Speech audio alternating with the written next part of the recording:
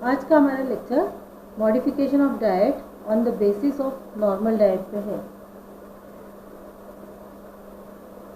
ये वाला जो डाइट रहता है, इसी डाइट का मतलब नॉर्मल जो डाइट है उसका मॉडिफिकेशन क्यों किया जाए, इसके पीछे जो लॉजिक है वो है डाइट थेरेपी, है ना। और इसी मॉडिफिकेशन को ही डाइट थेरेपी या थेरेपेटिक डाइट्स के नाम से जाना जाता है। तो अपन देखते हैं कि क्या है डाइट थेरेपी। तो treatment of A disease with the use of diet. जब भी कोई व्यक्ति बीमार हो तो ऐसे समय में उस बीमारी को दूर करने के लिए जिस प्रकार का आहार दिया जाता है, डाइट दिया जाता है, उसको कहा जाता है डाइट थेरेपी, क्योंकि थेरेपी मतलब ट्रीटमेंट। तो ये तो हो गया। अब इसी डाइट थेरेपी का ही दूसरा अपन जो डाइट रहेगा उसका दूसरा नाम रहेगा थेरेपेटिक डाइट। पर चूँकि अपने सिलेबस में रहता है इसलिए मैं इसको क्लैरिफाई कर रही हूँ, है तो बेसिक वही चीज़। तो थेरेपेटिक डाइट जब अपन कहेंगे तो उसके लिए भी जो अपन उसको किस तरह से डिफाइन करते हैं, तो द यूज़ ऑफ फूड या diet in the treatment of A disease, उस हिसाब से हम थेरेपेटिक डाइट को डिफाइन कर सकते हैं। अब इसमें हमारा जो टॉपिक था, मेन टॉपिक, वो था modification of diet on the basis of normal diet. तो मॉडिफिकेशन क्यों किया? मॉडिफिकेशन मतलब परिवर्तन।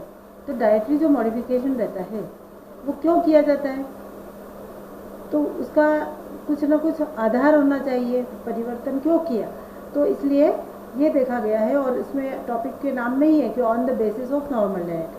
तो इसलिए जो भी परिवर्तन होता है वो क्या है, किस हिसाब से है, तो normal diet is change to meet patient's requirement. मतलब जो भी, यदि नॉर्मली व्यक्ति जो भी खाना खा रहा है, नॉर्मल हेल्दी पर्सन के लिए जो भी खाना रहता है, वो जो खाना है उसमें जब वो बीमार हो जाता है तब उसकी नीड्स कुछ अलग हो जाती हैं, न्यूट्रिशनल नीड्स।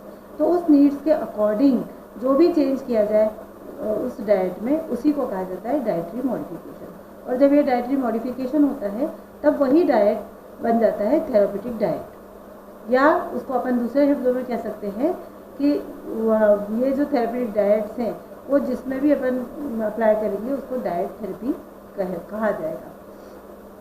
अब जैसे कि अभी अपन देख रहे हैं कि जब भी कोई चेंज आता है ऑटोमेटिकली उसके अकॉर्डिंग व्यक्ति को रहना पड़ता है। तो वो चीज़ है, जैसे आजकल लॉकडाउन में रह रहे हैं हम लोग, क्यों? क्योंकि इन्फेक्शन से बचना है। नॉर्मल इसमें हम लोग सब जुड़ जाते हैं। तो वैसे ही नॉर्मल जो खाना था उस खाने से जो पेशेंट है उसको नुकसान हो सकता है, इसलिए उसमें उसकी नीड्स के अकॉर्डिंग जब चेंज किया जाएगा तो वो डाइटरी मॉडिफिकेशन कहा जाएगा, और इसी को हम दूसरे शब्दों में थेरेपेटिक डाइट्स कहते हैं। और ये जो डाइटरी मॉडिफिकेशन है इसका बेस हमेशा क्या रहता है? Normal diet. अब ये नॉर्मल डाइट, जिसको कि regular diet, general diet, standard diet, बहुत सारे नामों से जाना जाता है, फुल डाइट। तो अब ये जो नॉर्मल डाइट है इसका भी वैसे तो कंसेप्ट है आप लोगों को, पर फिर भी मैं बता रही हूँ शॉर्ट में कि डाइट मैंने नॉर्मल डाइट ने क्या कि that diet fulfils nutritional needs of a normal healthy person, कि वो जो भी नॉर्मल हेल्दी पर्सन है उसकी न्यूट्रिशनल नीड्स को जो डाइट फुलफिल करता है वो डाइट कहलाता है नॉर्मल या रेगुलर डाइट। अब ये जो नॉर्मल हेल्दी पर्सन को न्यूट्रिशनल नीड्स को फुलफिल करने वाला डाइट रहता है, उसका मतलब क्या हो गया कि वो एक वेल बैलेंस्ड मील होता है, या वेल बैलेंस्ड डाइट अपन कह सकते हैं। और ये जो वेल बैलेंस्ड डाइट है दिन भर का, उसमें 3 मेजर मील्स रहते हैं, और जैसी उसकी एज होगी उसके अनुसार उसके पूरक आहार, सप्लीमेंट्री आहार दिए जाते हैं। बच्चा है तो उसके नेचुरल है कि पूरक आहार ज़्यादा रहेंगे। और 3 मेजर मील्स हैं, इसका मतलब है कि जो उसकी RDA है उसके अकॉर्डिंग सभी के सभी न्यूट्रिएंट्स उन जितने भी फूड ग्रुप्स है उससे उनको मिलना चाहिए। तो ऐसा वाला जो मेजर मील रहेगा वो कहलाता है ऐसा वाला जो मील रहेगा उसको अपन मेजर मील कहते हैं। और ये 3 मेजर मील्स कौन से? तो ब्रेकफास्ट, लंच और डिनर। तो ये 3, और साथ में फिर जैसे इवनिंग टी है या मॉर्निंग का है, यदि प्रेग्नेंट लेडी है तो उसको और ज़्यादा रहता है, मिड मॉर्निंग भी हो सकता है, मिड आफ्टरनून भी हो सकता है, बच्चा है तो उसमें भी ऐसा हो सकता है, या पेशेंट है तो उसको, पेशेंट को भी फिर अपन मॉडिफाई इस तरह से करते हैं। तो इस तरह से ये जो डाइट रहता है ये नॉर्मल डाइट कहलाता है।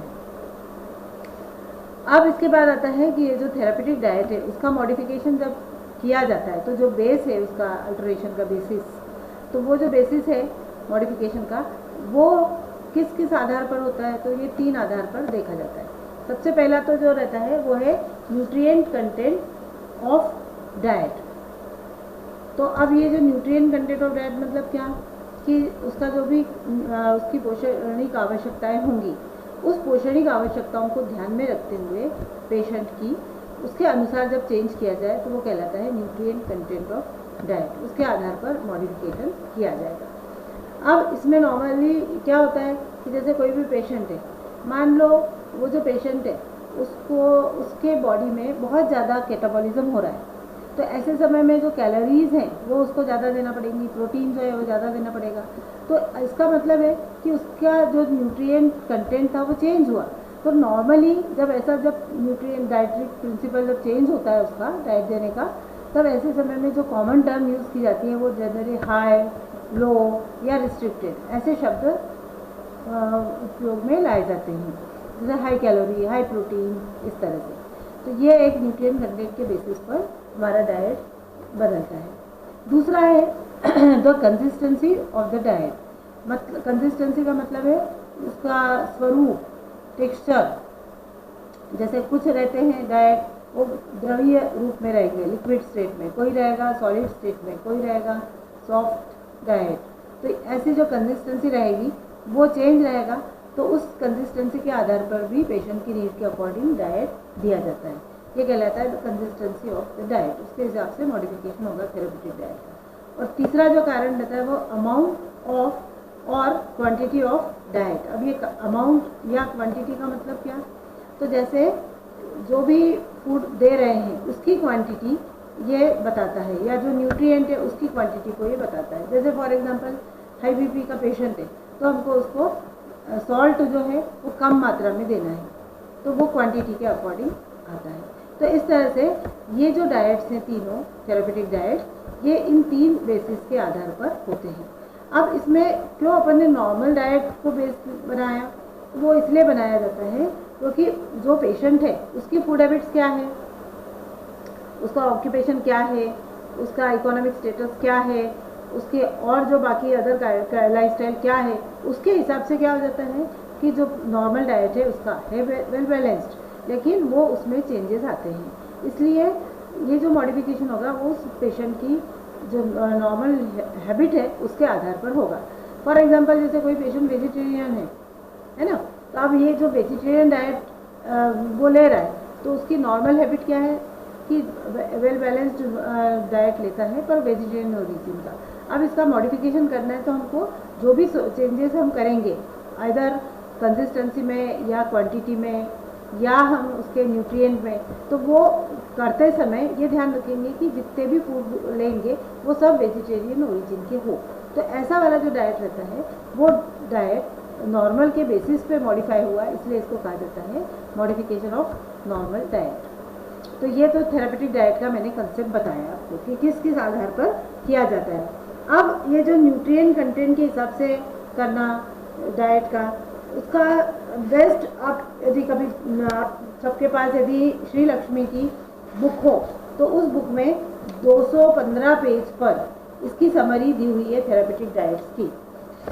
और ये जो समरी है उसको मैंने एक फ़ोटो भी खींच लिया है, तो वो मैं लेक्चर के साथ साथ आपको वो फ़ोटो भी बाद में भेज दूँगी।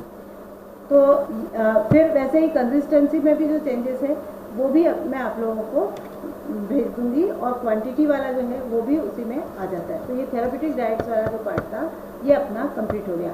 यदि क्वेश्चन आता है कि डाइटरी मॉडिफिकेशन या थेरेप्यूटिक डाइट्स के बारे में लिखो, तो आपको वो जो टर्मिनोलॉजी मैंने बताई वो तो लिखना ही है, पर साथ में आपको ये जो क्लासिफिकेशन बताया है इस क्लासिफिकेशन को प्रॉपरली डील करना है, जो कि मैं कह रही हूँ कि समरी जो दी हुई है 215 पेज पर श्री लक्ष्मी की बुक में, तो वो पूरा आपको बताना पड़ेगा। और चूँकि कंसिस्टेंसी वाला जो पार्ट है अपना, वो क्वांटिटी वाला भी आ गया है थेरेप्यूटिक में जो श्री लक्ष्मी की 215 पेज पे, लेकिन कंसिस्टेंसी वाला जो टॉपिक मतलब जो बेसिस है वो बेसिस के लिए सेकेंड टॉपिक अपना है इस यूनिट में, जिसमें कहा है कि हॉस्पिटल डाइट्स। और उसमें जो रूटीन हॉस्पिटल डाइट्स है उसमें ये कंसिस्टेंसी के बेसिस पर बताया हुआ है।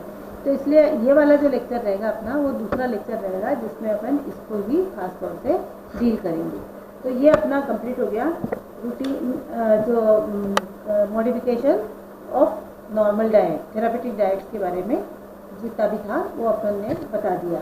अब मैं उसका आपको पिक्चर भी भेज दूँगी और इस तरह से अपना ये वाला टॉपिक कंप्लीट होता है। इसके लिए आप लोगों को पूरा वो थेरापेटिक डाइट्स बताने पड़ेंगे, जैसे हाई कैलोरी वाला किसको रिकमेंड किया जाता है, उसमें क्या क्या फूड ग्रुप्स यूज़ किए जाते हैं, वैसे यदि हाई प्रोटीन है तो कौन सी कंडीशंस में यूज़ किया जाता है, फिर वो जो कंडीशंस अपन बताएंगे उसके साथ में कौन कौन से फूड इंक्लूडेड रहते हैं, कौन से अवॉइडेड रहते हैं, ये भी आपको बताना पड़ेगा। मान लो सपोज करो हाई फाइबर डाइट है, तो हाई फाइबर डाइट किसको दिया जाता है, फॉर एग्जांपल एटॉमिक कॉन्स्टिपेशन है यदि किसी पर्सन को तो वो देंगे, कोलोन कैंसर है, कोलिसिस्टाइटिस है, तो ऐसे बहुत सारे कारण हैं, ओबेसिटी है तो लो कैलोरी देना है ना, और हाई फाइबर देना है। तो अपने को वो बताना पड़ता है कि कौन से इसमें ये यूज़ होता है, कौन से फूड्स इंक्लूड किए जाते हैं इसमें और कौन से फूड्स अवॉइड किए जाते हैं। तो इस तरह से आपका ये वाला जो टॉपिक था ये कंप्लीट हुआ है और लिखते समय आपको उस हिसाब से पूरा लिखना पड़ेगा। और मुझे लगता है ये वाला पार्ट आपको क्लियर हो गया होगा। तो अब अपन इसको इस लेक्चर को बंद करती हूँ और फिर